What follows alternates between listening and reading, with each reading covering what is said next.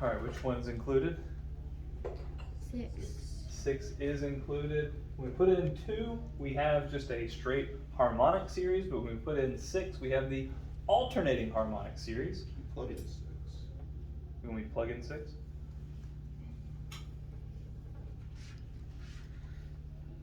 And so this would simplify to be 2 to the nth power over n times negative 1 to the nth power times 2 to the nth power. And this is now the alternating harmonic series. And the alternating harmonic series does converge. But when we put in 2, we had a straight harmonic series which did not converge. What's going to be the radius of convergence? 2. It is 2. We can essentially see, you can think of it as like the diameter of convergence is 4. That's the distance between those two values. And so the radius is half that. I know it's kind of a really goofy thing, but it is what it is.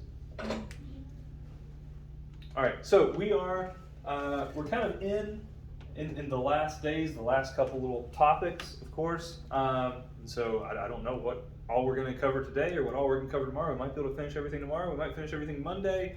Regardless, I'm sure we'll still be talking and practicing things. So all of calculus is almost finished. We've almost finished everything. We're very close. We've been pretty close for a while, but we are very, very close at this point. So the next thing we want to talk about is something called power series. Okay, so I want to break down and kind of think about a function that's represented with this series right here, and think about what's going on.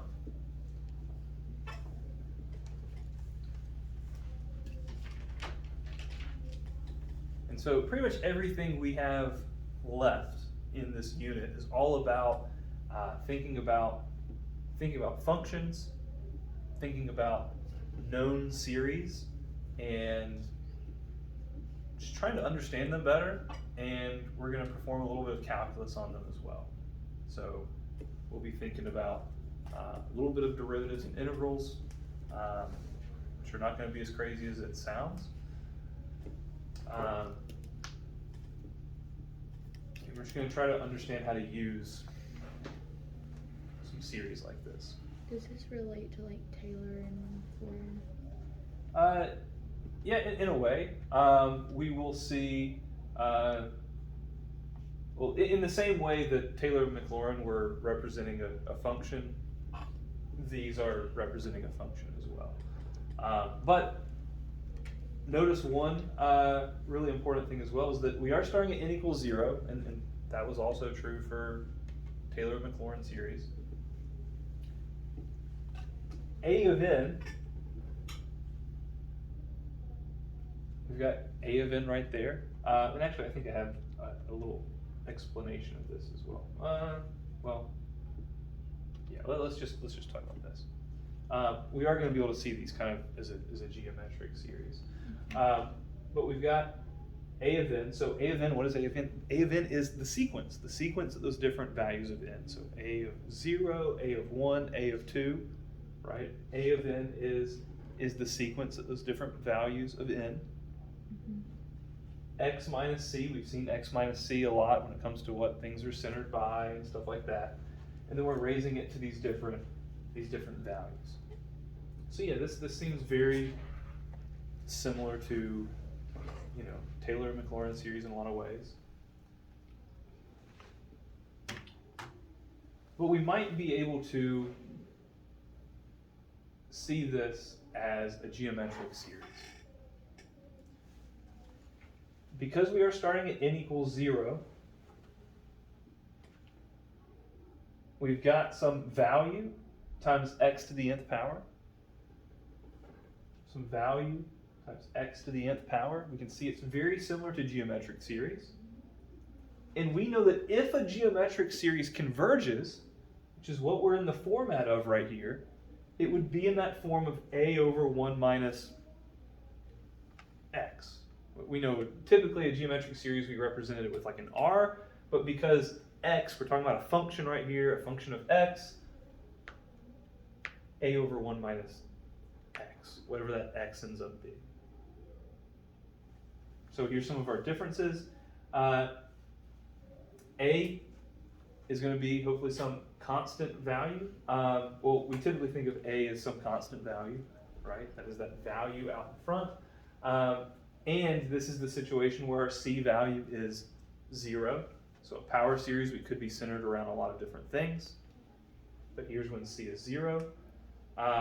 So this is kind of where we have a very specific power series. Oh, and then it got all dark. Okay, so when will this actually converge? This is actually going to converge, of course, just like a geometric series typically would have converged, is when R is less than 1. We don't care if R is negative or positive, so the absolute value is less than 1. That comes from our understanding of geometric series. And we could solve that right there. If we were to solve this, we would get anywhere from -1 to +1. All that's going to make a lot more sense as we look at some very specific problems. And our radius of convergence would be 1 right there. Diameter would be like 2. Our radius of convergence is just 1.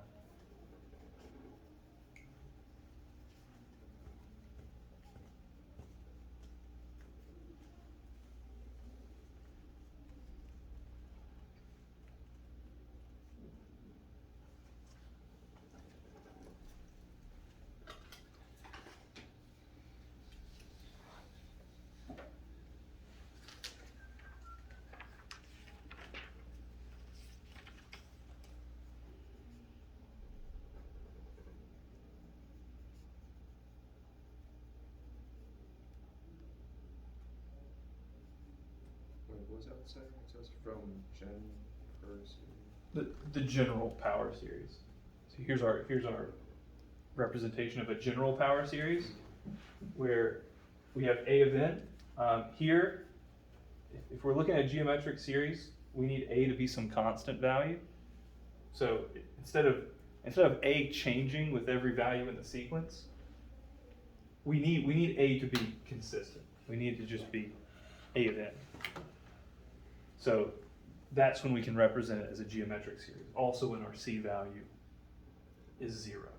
So just being able to represent as a geometric series is a specific kind of power series. So if that x is like 0.5, then converges. Is that what you say? Yeah, if x is 0.5, it would converge. For the power series? For the geometric series. If we could, I don't know about the power series if it's going to converge or not. I know the geometric series.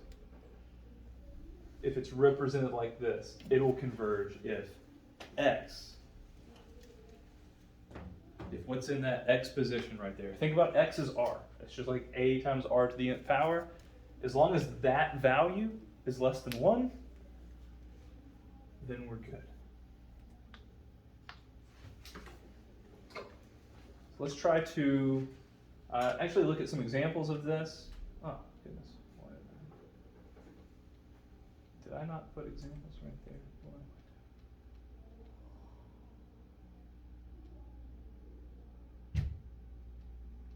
Sorry, I thought I worked all the way through all this.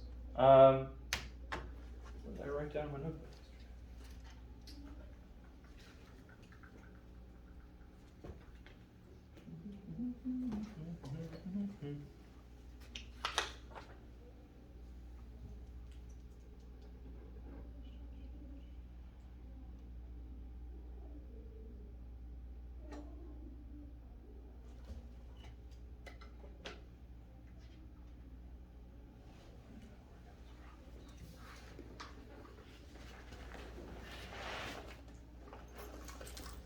I'm sorry, I worked out problems yesterday. I don't know what I did with them. Very good.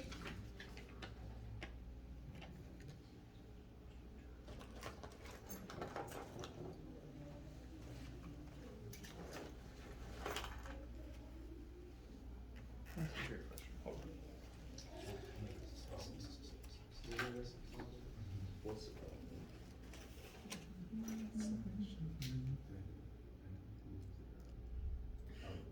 Can you make that fine? Has to be 0. That has to be 0. 3. And you have to find the power series of that. That's converging.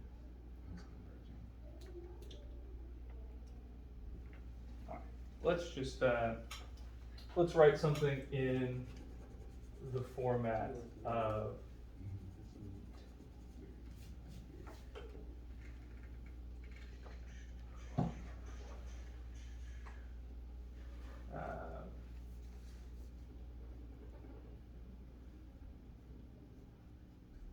let's just write down a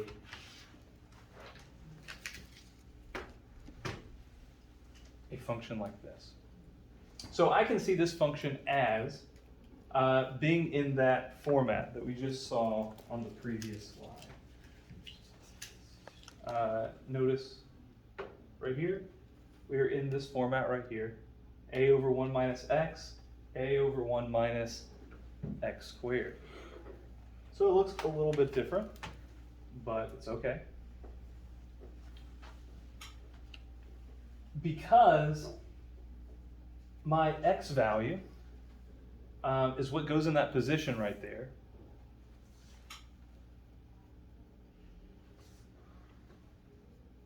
I like to just think of it as r because I know what my geometric series looks like. Here's my a value up there. And so if I want to write this as a power series, I could start at n equals 0 to infinity, and it would be in the form of a times r raised to the nth power.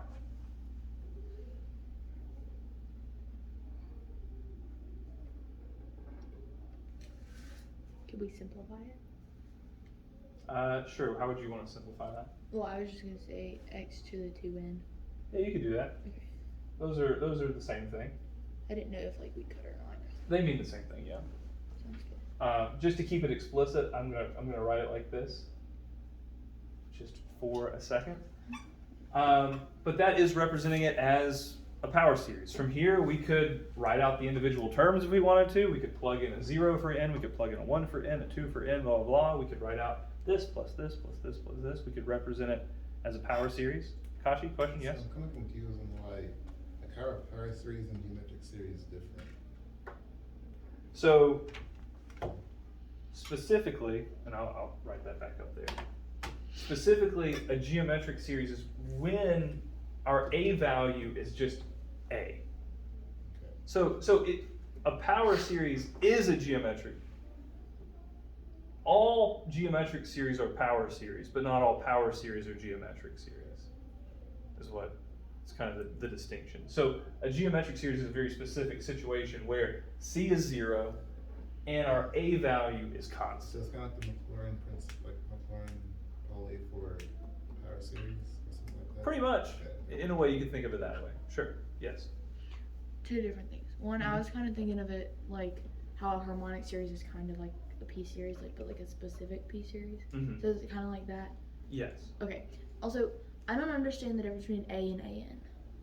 So an is an a value that, and it could be exactly the same, but a of n is the output of our sequence for different values of n. Okay. So when we're just writing a, what we're saying is every value of our sequence has the same a value. It's like 2, 2, 2, 2. No matter what value we put in for n, we're getting the same 2. So for a power series, it's not like that. It changes. It could be like that, or it could Okay. change based on the n value. Okay. So, because a of 0, a of 1, a of 2, a of 3, all of those could be the exact same value, or it could be changing based on whatever our sequence is. Okay. Will we write out one that's kind of like that? We will probably see one of those in, Okay. in a few minutes at some point. Yes. So what is an plus c equals 0? Not an, it's here is a phrase, and here's another phrase, and C equals 0. A is a constant rather than possibly changing, and C equals 0. Oh. Yep, not plus, not plus. And Two different little differences there. Let me write back up that series that we were just looking at. So we get converted 1 minus x squared to this series of 1 times x squared to the nth power. And if we wanted to know when this would converge, for instance, if we want to know when would this converge, well, we could take the absolute value of x squared and make sure that it is less than, no, not equal to, what am I thinking? Just less than 1.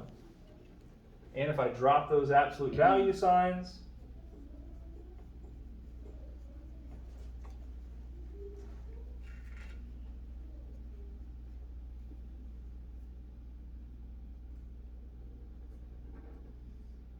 that kind of freaked out over here, didn't it? Yep. But it's okay, because what happens when you take the square root of 1? 1. And? Negative 1. Ah, so we got us Plus there or anyways. minus. So we got us there anyways. Yep. Oh. Do we want it to equal 1 and negative 1? No. No, that would be bad. We know strictly it cannot equal that 1. What would be our radius of convergence? 1. 1. So it's just 1. 1's a pretty important number, and that's why they kind of talk about the radius of convergence a little bit more with these geometric series as well. Let's. I had a question and I forgot my question. Okay, I erased everything. No, it's okay. I don't remember what my question was anyway. Okay, cool. I was trying to. so was that like the thing for, wait, what's the word? I forgot. But was that for the geometric or for the power series, like that area of convergence? We don't have we aren't going to be able to find an interval of convergence for just any old power series. Again, geometric is very special where we can find that kind of thing. Because we can write it in that geometric format. I can go and, power series is too broad to have that interval of convergence. We're not going to be able to find that. So essentially the two situations where we're going to be looking at interval of convergence is like what we had in our warm-up. We were given something, we'll set up the ratio test and try to figure it out. Or we'll have like a power series. So what did we just find for it? Hmm? So the area of convergence was for the geometric series, the last one? Yes, that whole function was represented by a geometric series. Let's look at that guy. That looks interesting, fun, maybe. If I were to set this up, here's F. If I were to set this up as a geometric series, because it is in that format, what is our A value? 4. 4. What is our R value? 3x squared. Negative 3x. Negative 3x squared. Because it's 1 minus that. To the nth power. Could you find terms of that if you needed to? Plugging in n is 0. What would be n of 0? What do we get? 4. Yep, because something raised to the 0 power is just 1. What about if I were to plug in n equals 1?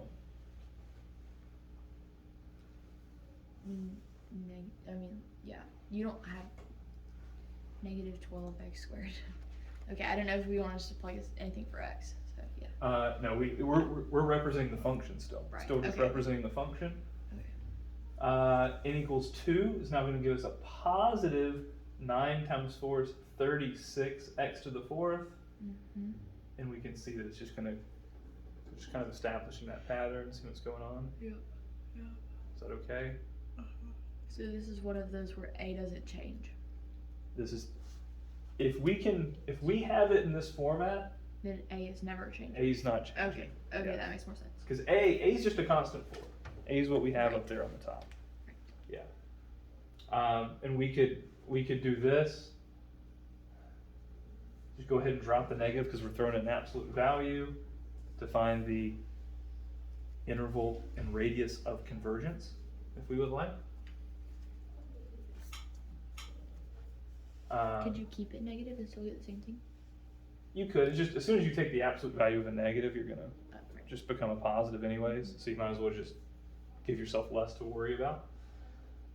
So we have 3x squared is less than 1. I know that that negative version is gonna just freak out, so I'm not gonna really worry about it right now. Yeah.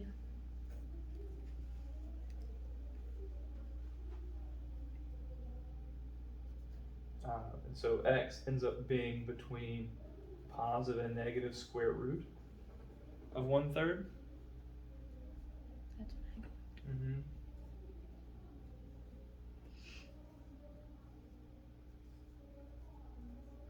So it's somewhere in there. Okay, here's one for you, okay? But it's gonna give you a little challenge to it, okay? Okay. You ready for the little challenge? Ready? Okay. Here we go. Our goal is to change to a geometric series. Let's go 1/2 minus 3x. Think about what the format has to be in. Think about what's going on there.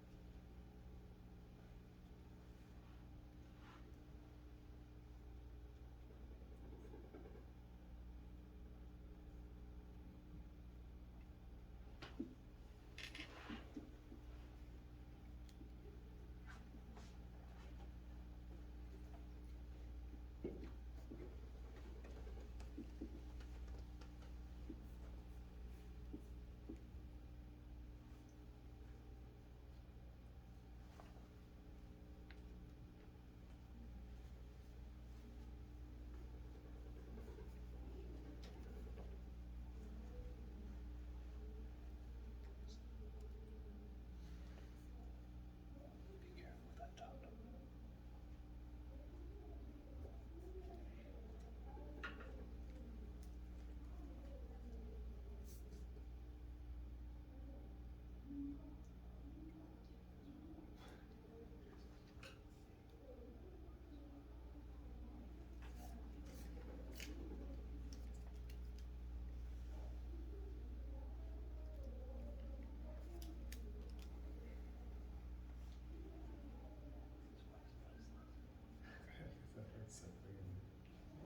Two terms on the bottom, you can't separate it.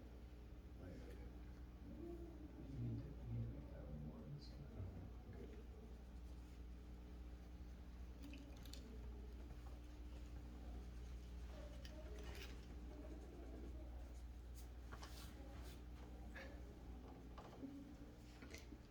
Yes.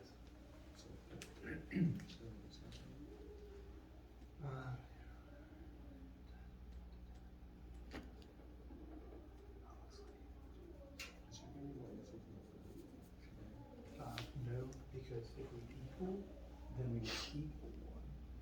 And the geometric series does not converge when R is 1. Which one? This is right.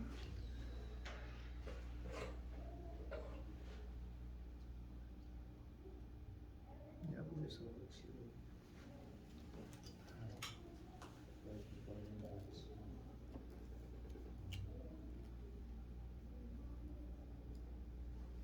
Alright, that is the big first step right there. We do need it in the format of A over 1 minus R. And so here, in order to get that to be a 1, I divided everything by 2. Everything on the top I divide by 2, everything on the bottom I divided by 2. I did the same thing to everything on the top and bottom. Essentially I'm reducing my fraction by 2. And then when I do that, now I can identify A and R, and I can write this as 1/2 times 3 over 2x raised to the nth power. That is my geometric series. And that is going to converge whenever 3 over 2x, its absolute value is less than 1. And that is true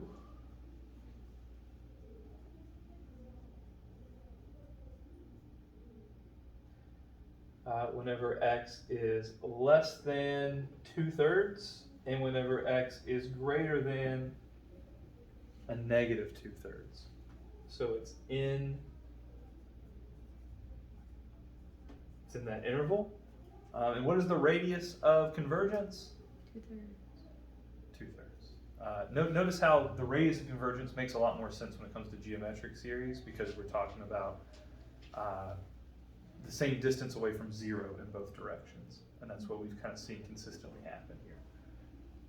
All right, so let's actually look at so that's pretty much all we need to know when it comes to representing something that can be represented as a geometric power series. That's about the kind of stuff, like that's about as tricky as it gets, is what you just dealt with right there. So don't be scared off by those. Let's look at just a general, like a power series. Ooh, do we want to do some integration? Sure. Actually, I want to start with a derivative. Let's start with derivatives. Now this is going to be a lot simpler than it sounds, okay? I know you look at this thing and you're like why? Like you're scared, you're terrified. It's not bad at all, okay? This is not terrifying, okay? And what we are doing is there's no tricks to it. All we're going to do is we're going to write out a few terms, and then we're going to take the derivative. We're going to write out a few terms. We're going to take the derivative. Okay, that's it. That's really all we want to do. In fact, well,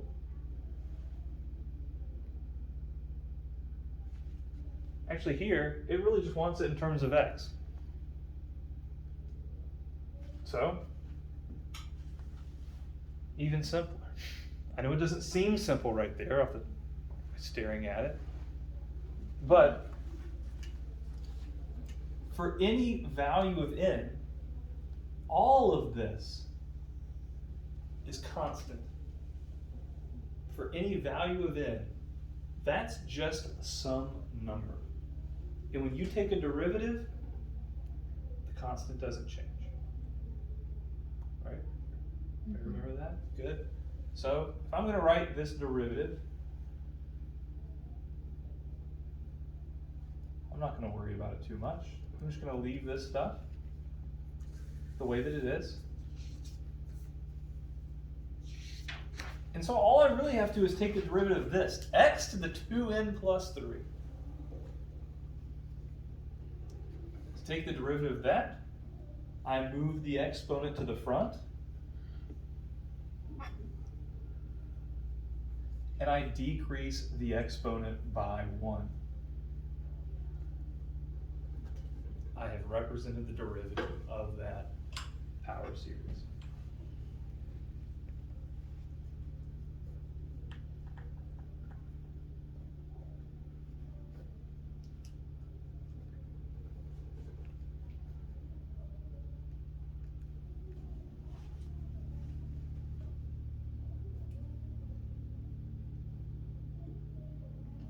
What is it? You got to take So what? You got to take the exponent out of x. So it was 3, right? I brought the exponent to the front, I decreased the exponent by 1. No. And we know how to do that. We've been taking derivatives for months and months and months and months, and we just have to realize that this stuff is constant. For any term of x, this stuff is going to be unaffected by the derivative. The only stuff that's going to affect the derivative, because we're taking the derivative with respect to x. The second derivative, not a big deal. It's really the same thing. Ooh, what am I doing? Infinity. I'm going to leave this constant stuff. It's even accumulated another constant term that I don't need to affect. 2n plus 3. All of this stuff was constant, so it stayed the same.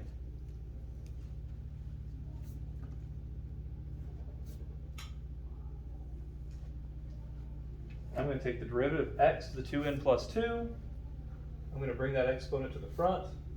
Ooh.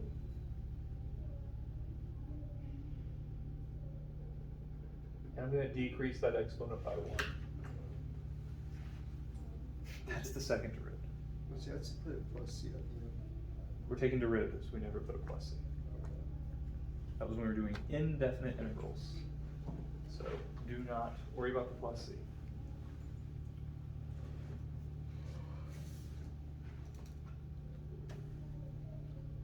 Now, this is asking us for a very specific value. Very, very specific value. It's asking us for the third derivative. That's what the parentheses around that doesn't say we're cubing f, but we're looking at the third derivative of this function evaluated at 0. And so that's what I thought this was asking for along the way. The first derivative evaluate 0, second derivative evaluate 0, third derivative. We could work this out again. We could keep it going, but I think that's going to get a little confusing actually with the way that it's all written here as the expression.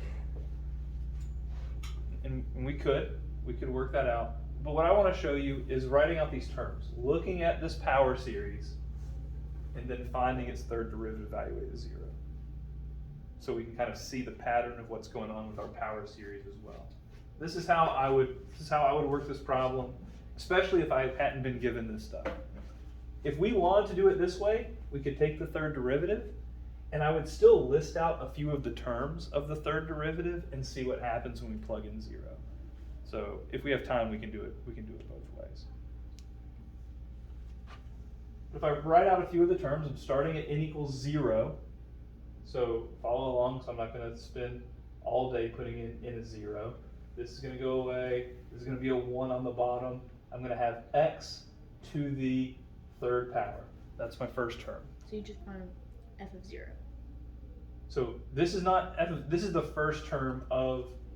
Oh, okay. my power I see. series. I see. I'm going. This is n equals 0. Or sorry, yeah, this is n equals 0. But now I'm going to do n equals 1. So I'm actually going to get a minus. I'm going to have a 3 factorial on the bottom. On the top, I have x to the 5th power. Did I do that right? X to the 5th, 3 factorial. Okay.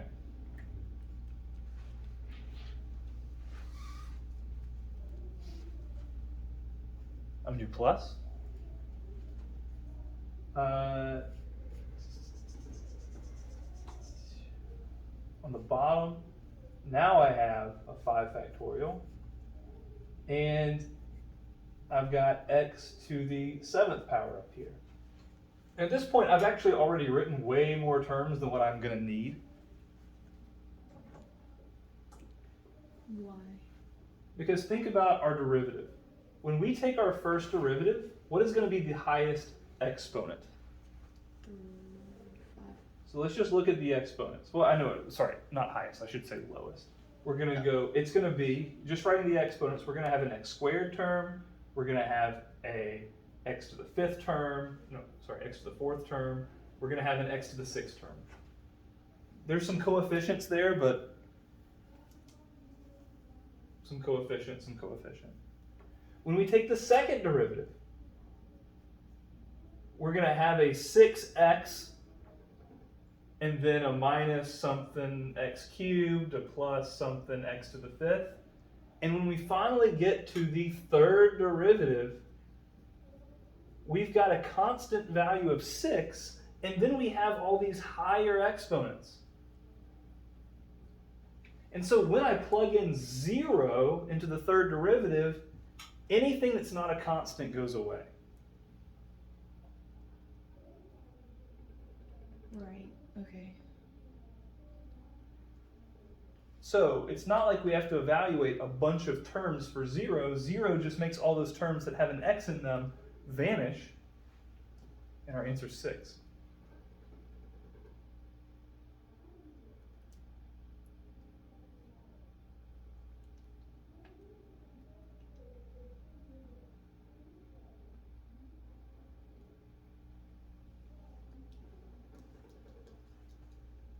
We could write out as many of those terms as we wanted to. We could take specific derivatives of these, but ultimately I can see that as I decrease their exponent 3 times, it's still going to have an x in this term, and there's still going to be an x in this term. That's why I said, oh, I've already realized I've done more than I have to. But when I decrease this one 3 times, it's decreasing down to an x of 0, giving me a constant term. And that's how these problems are actually not as scary as they look.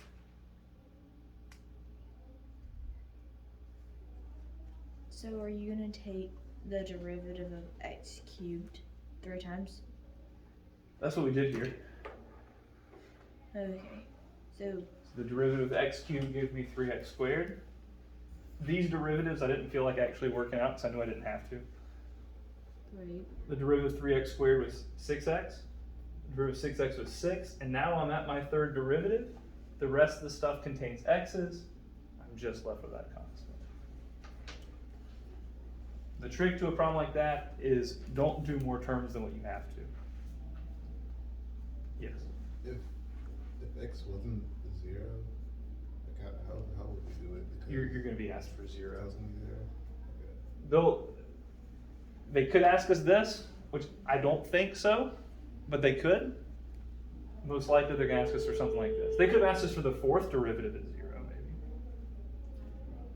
And if you want to just see our third derivative, if I can just write that third derivative real quick. It's probably not going to be real quick. But we would have -1 to the nth power over 2n plus 1 factorial, 2n plus 2, no, plus 3, 2n plus 2, 2n plus 1. 2n plus 1, yeah, and X then we'd to the have 2n. x to the 2n, you're right. And then what is the first term of this sequence? Put in n equals 0.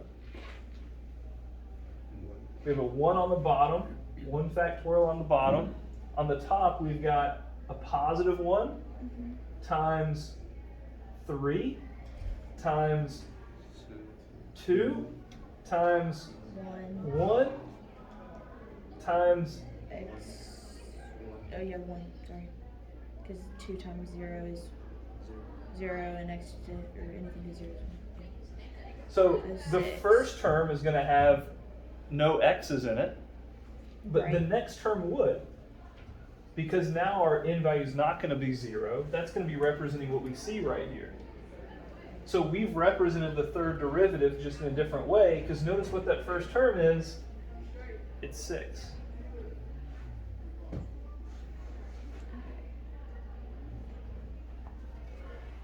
These things are representing the same thing, just in 2 different ways. Here, this is representing the series that we could have written out over here by just taking multiple derivatives of the original function. I know that is